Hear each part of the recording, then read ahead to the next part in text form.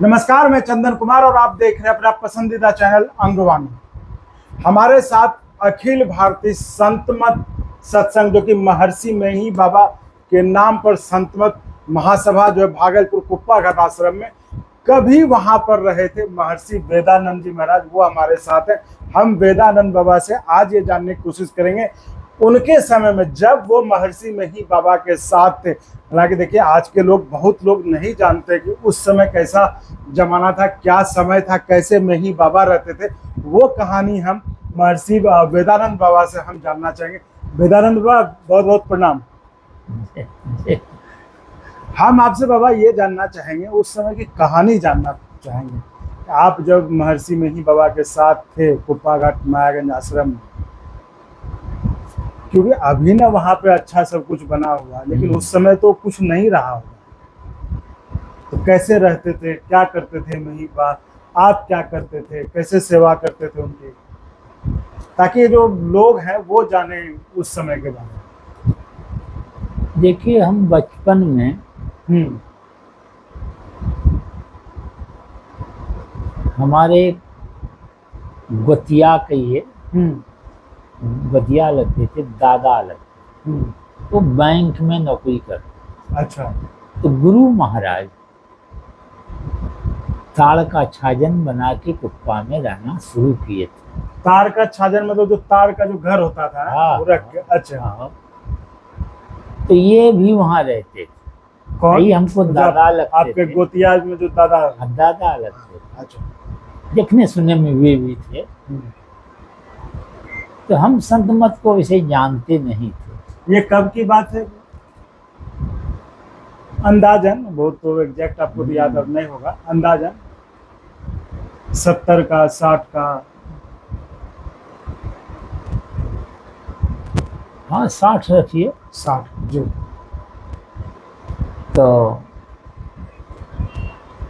उनके यहाँ गुरु महाराज के गुरु भाई बंसी बाबा थे। अच्छा, बंसी बाबा। हाँ, वे भी अच्छे महात्मा थे। वे उनके घर पर आया करते थे। तो वो दादा जो थे हमारे लगते थे, गोतिया अपना गोतिया था। तो उनका लड़का का नाम गैवीनाथ नाम था। तो आते थे बंसी बाबा वहां पर। तो वे भी अच्छे पहुंचे संत थे। अच्छा। तो जब वे आए तो कहते हैं कि गैवी सत्तू खिलाओ। कौन बोले? बंसी बाबा। बंसी बाबा बोले। तो हम उसमें छोटे थे। छोटे थे उसमें, उतना मतलब आप 10-12 साल की उम्र से सेवा में थे, मतलब उनके संपर्क में आए थे। तो कहा कि सत्तू खिलाओ। क्योंकि सत्तू छाओ कि नहीं छाओ, बट सत्तू घरों में एक हंडी चो को नाम चो वहाँ। अब देखिए बाबा कर। अच्छा, गुरु महाराज महर्षि मेही बाबा नहीं, मतलब बंसी बाबा। बंसी बाबा गुरु भाई। अच्छा। तो वो गए तो वहाँ था सत्तू, तो ला के उनको पिलाया गया। ये गुरु महाराज के गुरु भाई जो थे वे भी अच्छे महात्मा थे। तो वो जो गुरु महाराज के वहाँ कुप्पा घाट में रहते थे, छाजन बना के थे, तो ये भी रहते थे बाबा। हमारे जो दादा लगते थे एक तरह से, हमारे गोतिया के, तो वे भी रहते थे। तो उनकी आंख खराब हो गई, उनकी आंख खराब हो गई। तो ये जबरदस्ती ले आए घर। अब आंख खराब है तो अब कैसे चलना फिरना, बहुत तरह की बात है, समस्या दिक्कत है। तो उनको जबरदस्ती ले आए। तो ले आए तो तब उनके से संपर्क में जब आए, और हम मुड़ गए थे भक्ति के तरफ, समझे ना। तो एक दिन अपना चचेरा भाई, देखिए, तो चचेरा भाई तो बचपन में दुलार से कहते थे सब चिन्नू नाम। हमारा नाम वेदा, तो वेदानंद नाम है वेदा। तो हम कहे कि चिन्नू भैया चलो मछली मारने। तो कल के चल, हम छोटे थे तो गए तो खंता में खूब घी के पानी को घी मत के पानी कीचड़ एक कर दी। मगर जाने के पहले हमारे मुंह आवाज निकल गई अंदर से कि देख आज नहीं निकल लो को मछली तो खाने छोड़ी दो। तो कहे हम मुँह छोड़ी दो। अच्छा। तो दोनों गए हाँ। खूब घी के एकदम हाँ। मट्टी कादो सब एक कर दिए पानी, एक भी मछली नहीं निकली, खाने छोड़ दी। अच्छा, उस दिन से मतलब आपका मछली खाना गंगा जी रोज स्नान करते थे सवेरे 4 बजे भोर में ही, पैंट लिए दौड़ते चले जाते थे। उसमें इंजीनियरिंग कॉलेज का निर्माण नहीं हुआ था। वहाँ खेत है कि जिसकी खेती थी, खेती पतारी होती थी, तो जाते थे गंगा स्नान करते। अब उधर से लौटे तो महादेव परेश्वर पानी उन्हें डालना शुरू कर दिए। पूजा पाठ शुरू हो गया। 1-2 साल इसी तरह पूजा किए, गुग्गुल धुना जला के यही सब। तो वही हम जो हमारे दादा लगते थे, तो वो दादा से बातचीत हुई। हालांकि हम ध्यान करना शुरू कर दिए थे। दुर्गा माँ की 108 बार मंत्र जाप करते थे। सर्व मंगल मंगल्ये सर्व साधिके शरण्ये त्र्यंबके गौरी, ये मंत्र जो है 108 बार माला पे जाप करते थे। तो हमको अच्छा दर्शन होने लगा माँ दुर्गा की। तो उसके बाद देखे बढ़िया विष्णु भगवान की तस्वीर, तो उसका ध्यान करने लगे, तो वो भी उनका दर्शन होने लगा। तो एक देखे भगवान राम की, कृष्ण की, जो देखे अच्छा लगे ना तो उसका शुरू कर देते थे। अब सब घोच पोछ होने लगा। तो उनको जो ले आए तब उनके पास हम बोले, तब वो हमको समझाए कि ये सब जो है ये सब मानस ध्यान है। तब वे ठीक से समझाए, तो हमको समझ में आई कि नहीं, गुरु की बड़ी जरूरत है। अब गुरु जरूरत है तो गुरु दीक्षा कैसे लेंगे। तो ये एक आदमी था, संबंधी लगते थे। तो कहा कि अच्छा ठीक है, हम थोड़ा दीक्षा दिलाए दो गुरु महाराज से। अभी गुरु महाराज से हमको कोई संपर्क नहीं था। अच्छा। तो हम बोले ठीक है। तो वो चला गया कहलगांव के रहने वाला था, कुछ काम था उनको। अब वो गए तो चले ही गए, 2-4 रोज लेट कर गए। और हमारे अंदर पूरा मन में बात आ गई कि कैसे गुरु महाराज के पास जाएं, कैसे करेंगे। तो हम एक दिन चले गए घूमने के लिए कुप्पा। तो कुप्पा घूम घाम करके देखे सब गुरु महाराज उधर से टहलते आ रहे थे, चलते थे गुरु महाराज में। तो अवधूतपुर का जो सत्संग मंदिर पर ना, तो वहाँ आए गुरु महाराज। एक तो चौकी थी। तो गुरु महाराज कहते हैं इसको उठा सकते हो आपको? हाँ। अच्छा। हम बोले हाँ उठा लेंगे। तो कहा वो उठाओ, तो पकड़े उसको उठा लिए, कहा ले चलो। तो ले गए प्रांगण में, जहाँ गुरु महाराज की जन्मवासा प्रांगण, तो वहां जाके रखे। तो गुरु महाराज वही चौकी पर स्नान किए।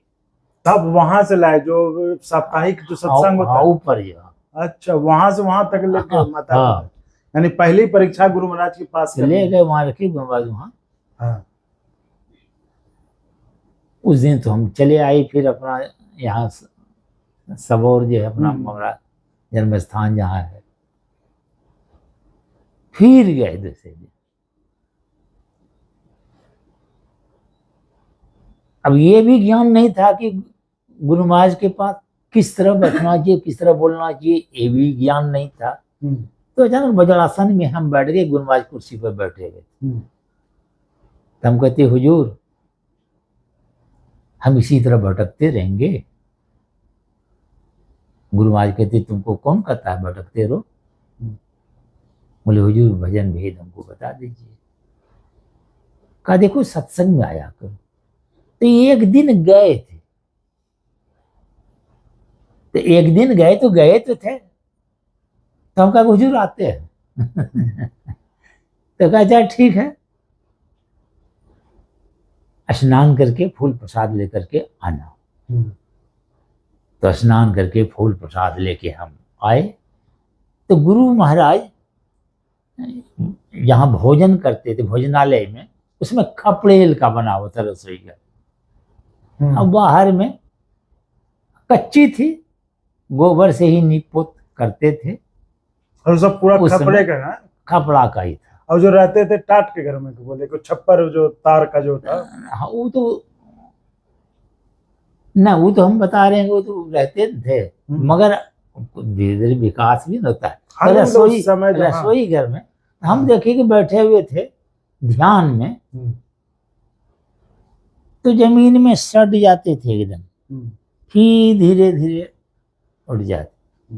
2-4 बार इस तरह हुआ, उसके बाद स्थिर हो गए। ध्यान से उठे तो आके कुर्सी पर बैठे, तो हम फूल प्रसाद लेकर के पहुंच गए। गुरु महाराज कहते हैं कि देखो तो कितना बजा, तो 12 बजने में कसर था जी। मगर जरा सा था कसर, इसलिए हम आके कह के हुजूर 12 बज गए। कल के देखो जी दूसरे दिन आना, बहुत समय हो गया। हम बोले हुजूर अभी 12 नहीं बजे कसर थी। ये जो बोले ना, हमको क्या पता, इतना जोर से गर्जन किया, तुम्हारा हम गुलाम हैं क्या। अब इतना जोर से गर्जन किया, वो आवाज आके हमको छाती में धक्का सा, हमरे अंदर से भी आवाज और बोला के निकल गई जोर से कि हुजूर आपको कौन गुलाम कहता है। अब गुरु महाराज चुप हो गए, हम भी गुरु महाराज को देख रहे हैं, अब गुरु महाराज हमको देख रहे थे। कहते महावीर दास इसका नाम लिखो। संशय हुआ, महावीर दास आए, नाम लिखे रजिस्टर में। संशयी बा मतलब महावीर दास कौन सा नाम संशय भी हुआ। अच्छा, संशयी बा का नाम महावीर दास। महावीर दास। अच्छा, देखिए बहुत लोगों को नहीं पता होगा, आज जाने कि महावीर दास कौन थे, संशयी बा। तो हमारा नाम लिखे हुए, उसके बाद एक हम ही अकेले थे बैठे गुरु महाराज, तो दे भजन भेद बतलाए। तब सियाना जाना लगातार भी आते थे, 2-4-10 दिन ठहरी भी जाते थे वहां। तो एक बार गुरु महाराज बाहर प्रोग्राम से एक बना के लिए लंबा सफर प्रोग्राम कार्यक्रम, तो रामलगन बाबा थे, तो कहा कि तुम जन भाषा में रही हो, तो रहे। तुम्हारा काम था झाड़ू उड़ू लगा देते थे, दर्जी लगा देते थे। 6 बजे से स्तुति प्रार्थना। तो जन भाषा कहाँ पे था? वही जिसमें गुरु महाराज रहते थे। तो वहीं पे था। हाँ, वो तो पक्का का बना हुआ था पहले, उस समय से था। हाँ, तो फिर बदल गया था। तो 1 महीना उसमें रहे, रहने का मौका लगा, तो फिर गुरु महाराज लौट के आए। तो तब से आना जाना सेवा। तो हमको गुरु महाराज, हम सोचते थे कि एक बार ऐसे रांची में अखिल भारतीय अधिवेशन था,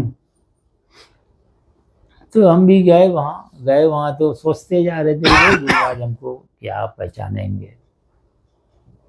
और ऐसे ही कोठली थी, 10-20 आदमी पहले से ही था उसमें, गुरु महाराज पलंग पर बैठे हुए थे। हम यही सोच रहे थे कि गुरु महाराज हमको क्या पहचानेंगे।